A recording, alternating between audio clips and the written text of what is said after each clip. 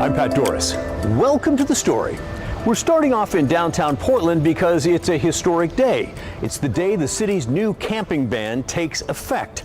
It was passed on June 7th, so that was 30 days ago, and yep, it would take effect today. So we thought it'd be interesting to come down and just kind of take a look around, show you the dramatic change and the lack of homeless camping going on.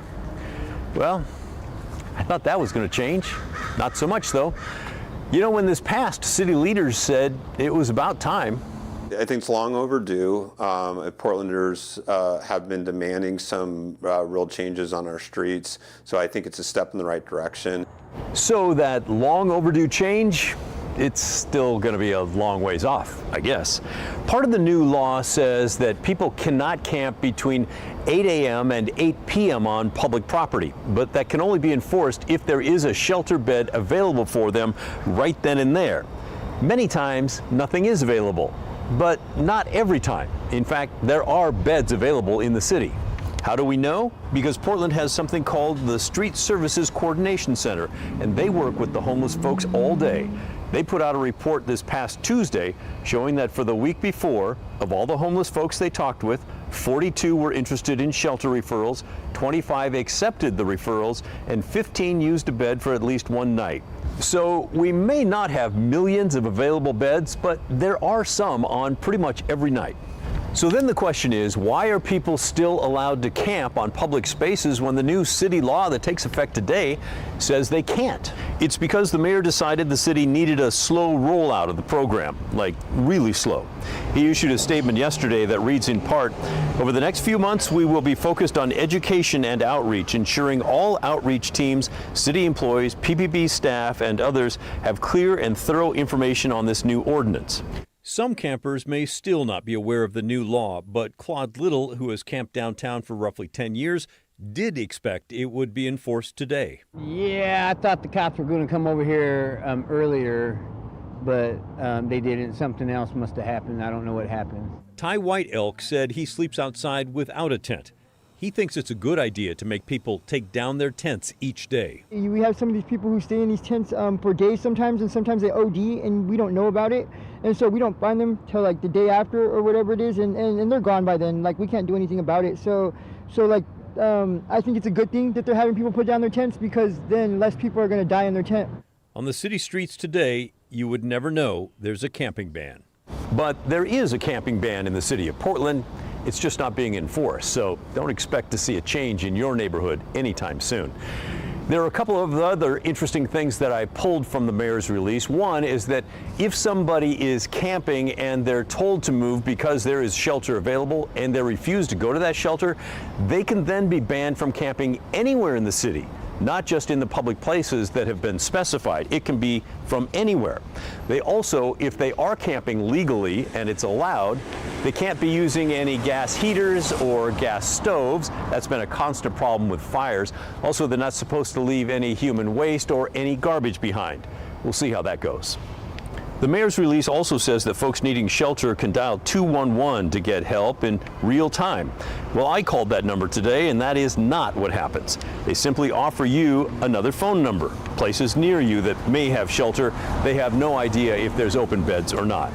And so bottom line, while it seems like this day could be the beginning of big changes when it comes to street camping in Portland, it most certainly is not. Instead, it's another day of promises, and so far, no follow-up behind those promises. So, what do you think of the city's delay in enforcing this camping ban? Does it make sense to go slow and make sure that everyone is on board and understands what's happening? Or has it already been too slow and too long? Send us your thoughts, will you? You can email me at thestory@kgw.com or call and leave a voicemail. The number is 503-226-5090.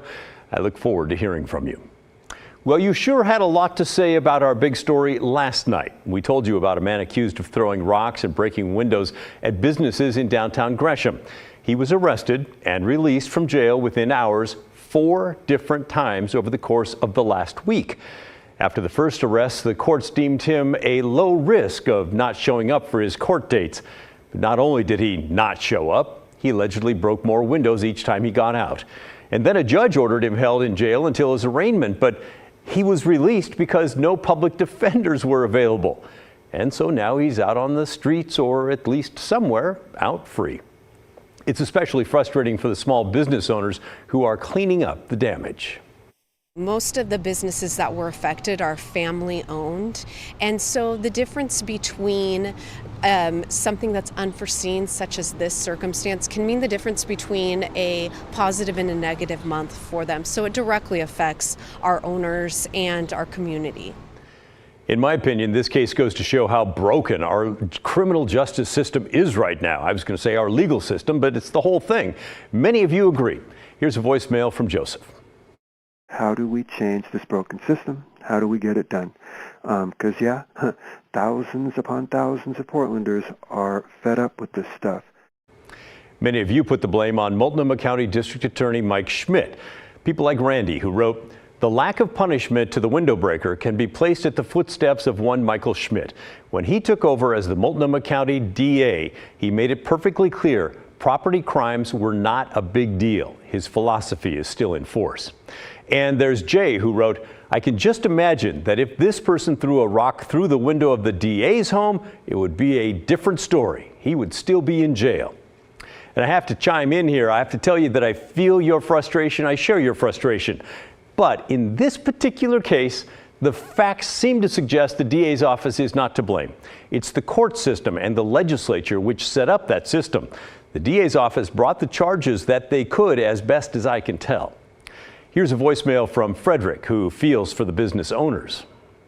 I am just appalled at the story about the window-breaking rock thrower being released so many times.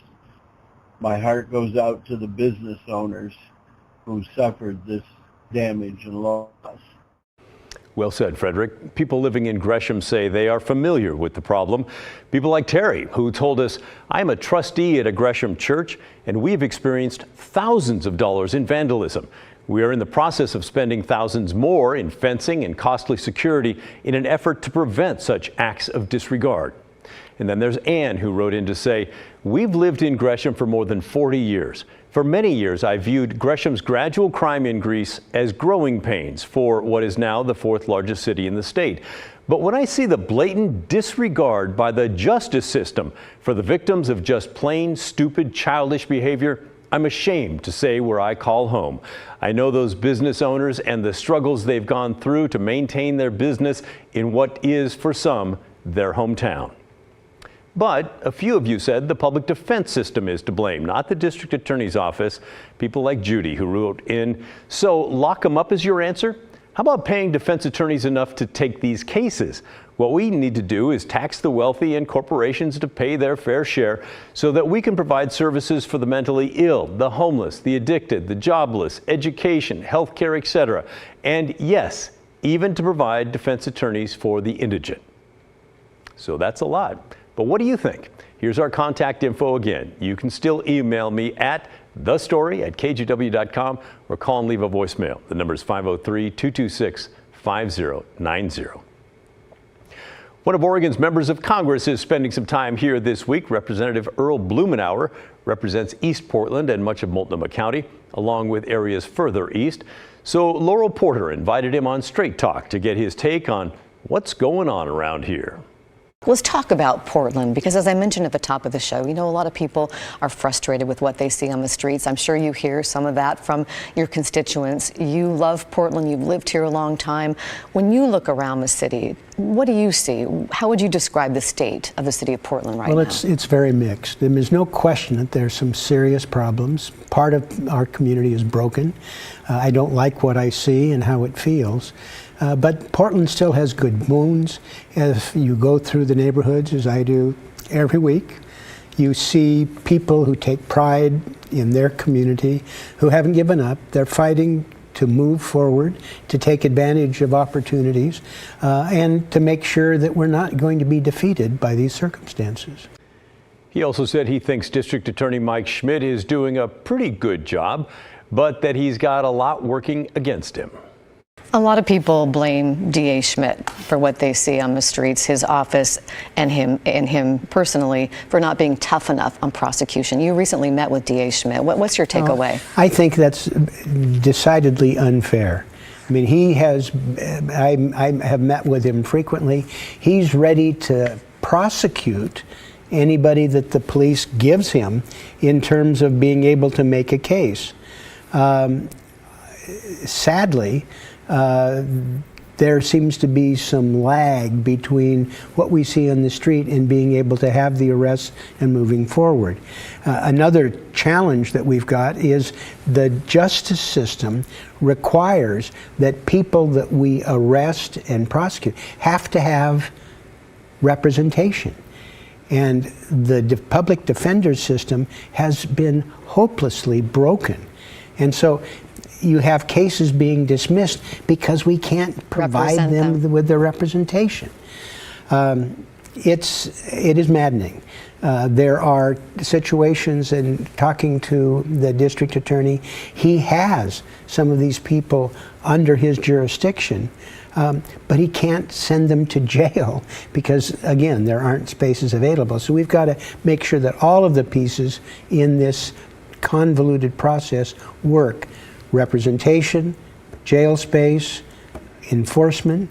I think he has done a good job under difficult circumstances.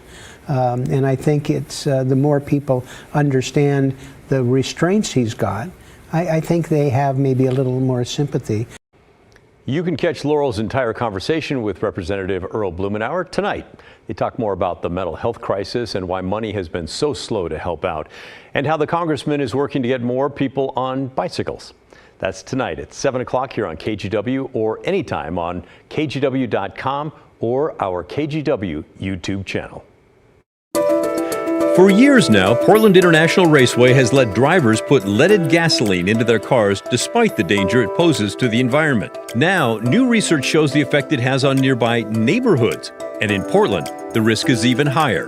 Picked a house at random. If you lived in this house a couple blocks away from the racetrack, how worried would you be? And the researcher kind of took a pause and then said, oh, I would move. We talk with a reporter behind a big investigation when the story returns.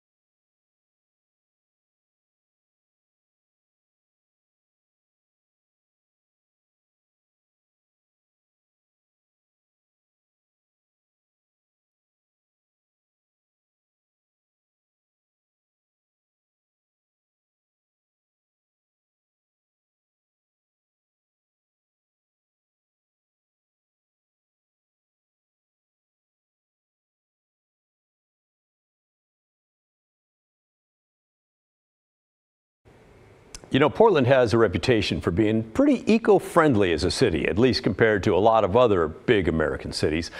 That's why we were surprised to learn that a Portland racetrack is still using leaded gas. Leaded gas! I didn't even know that existed anymore. But it sure does. And when the race cars burn it, it sends lead up into the air, both in the park and into the surrounding neighborhood in North Portland. We're talking about Portland International Raceway. It's technically a Portland park and under the control of the Portland Parks and Recreation Bureau. They let drivers use leaded gasoline on some race nights. The concern is that the lead goes into the air and into the homes of people who live nearby. The British newspaper The Guardian just published a big investigation on it. Their article is worth your time. It came after researchers from Indiana University and Cornell University published a study showing that cumulative lead exposure from leaded gas at racetracks has an impact on kids. They found that a third grader living within 2 miles of a racetrack could experience more than 6 percentage points decline in their standardized test scores because of the lead in the air. So, The Guardian took a look at leaded gasoline being used at PIR. As you might expect, they use a lot. They found that leaded gasoline is used in about 40% of the races there. Over the past 5 years, the fuel vendor at the track has sold anywhere from 1,300 to 3,000 gallons of leaded gasoline a year. For context, that's actually not unique when you look at racetracks across the country. Even though leaded gas was banned by the Environmental Protection Agency back in the 90s, it is still allowed in off-road vehicles like race cars. But what makes PIR unique is its proximity to the city. Most racetracks across the country are located pretty far out of town. That way residents don't have to deal with the noise and the emissions. But here, PIR is tucked right into North Portland with thousands of homes, along with schools, daycares, and parks, all within a 2-mile radius. We talked with one of the reporters of the story, Emma Patty. She's based in Portland and grew up in the Kenton neighborhood. Here's what happened when she and her partner on the story showed the researchers where PIR is located. The researchers from Cornell in Indiana, they were doing this research. They had never heard of PIR. They were doing this research looking at all racetracks in the country. And when my co-writer, Stuart, reached out to them about PIR, and when we shared with them the data of how much leaded gas PIR was using, they were pretty surprised. They were pretty taken aback. And we asked one of them, if you lived in one of the houses a couple blocks away, we picked a house at random. If you lived in this house a couple blocks away from the racetrack, how worried would you be? And the researcher kind of took a pause and then said, oh, I would move. And for me, that just encapsulates the urgency of this issue. Yeah, they would move. It's an issue that the city has known about for a long time. Neighborhood associations in the area have gone before Portland City Council to try and get the leaded gasoline banned. But Patty says that what she heard from people living in the area was that they're not a high priority for the city. North Portland historically is a very diverse community and has also been low income and marginalized for decades. And so a lot of the people that I spoke with had this sentiment of like, not surprised. I certainly spoke with people who said, oh, this would never happen in Lake Oswego. If this racetrack were anywhere but North Portland, this would have ended years ago. So there's such a feeling of being forgotten and of being ignored. We asked Portland Parks and Rec about the article and about leaded gasoline. They gave us the same answer they gave The Guardian. Portland Parks and Recreation's highest priority is public safety. The Bureau follows all federal, state, and local public health guidelines. We also reached out to Commissioner Dan Ryan's office. He's in charge of parks, and he's had meetings with the neighborhood associations about this very thing, leaded gas there. He did not get back to us on this issue. You can check out The Guardian's article. In fact, you should. It's called Revealed. A toxic metal is in U.S. cities' air and may be harming children's brains. Now to an update from a business in the town of John Day in eastern Oregon. 2.5 months ago, fire erupted in the electronics store next to the 1188 Brewing Company, pretty much in downtown John Day. That's a brewery and a restaurant. Shannon Adair is the owner. I met her when I toured eastern Oregon for our story on the Greater Idaho movement. Thanks to local firefighters and those who came from surrounding towns, the fire damage was limited. It could have burned down the entire block of buildings. but it was still significant for 1188 Brewing. I talked with Shannon recently. She told me the community really rallied to help all the businesses hurt by the fire, including hers. They all come together. It doesn't matter the political, beliefs. It doesn't matter who argued in the grocery store that day. People come together and help each other in this community. That's one of the things that I love about living here. The restaurant opened nearly 10 years ago in John Day. The fire forced them to close. It took what felt like forever to get things repaired. It's been really crazy. It's been, we were not expecting to be closed for, I thought maybe 30 to 45 days. And here we are almost 3 months out. And it took a long time to get supplies. We had to, replace the ceiling in the building, and the tiles didn't come in, and we had to wait for those. And so it was kind of the supply chain even affected the reopening after the fire. But now they are ready to open again. They're having a soft launch with a limited menu today and tomorrow on Saturday. Then they're going to open for good on Monday. Shannon told me these summer months bring in 3 times more customers than the winter months. So if you're out there watching us, check them out. And if you're here in the greater Portland area planning a trip east, swing by John Day and drop in for some great food at 1188 Brewing Company. And tell Shannon I said hello.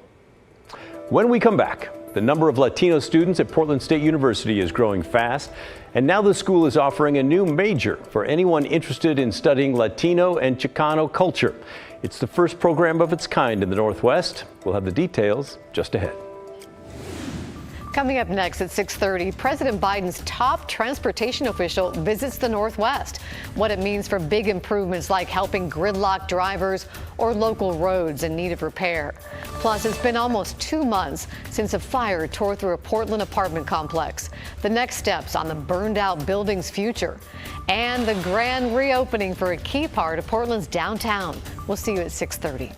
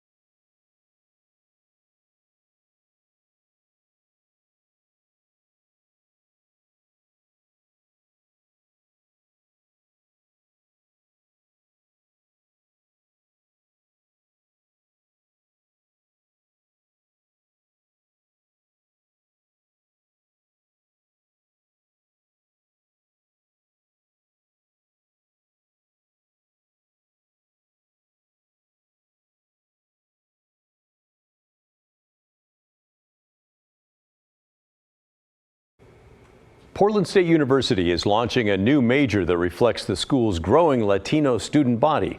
The Latino population at PSU has nearly tripled since 2011. And as Daisy Caballero reports, this new major will be the first of its kind on the West Coast. Latinxes are the largest ethnic minority, the fastest growing in our region. For the last 3 decades, Portland State has offered students a minor in Chicano and Latino studies, but will soon expand to a bachelor's program. Yeah, I think it's amazing. I think it's about time, honestly. Yeah. Their Latino student body has grown from 7% in 2011 to a little over 20% this year. If Latino students make up a quarter of the student population, the school will earn the designation as a Hispanic serving institution, and that will open up federal funding and grants specifically for Hispanic students on campus.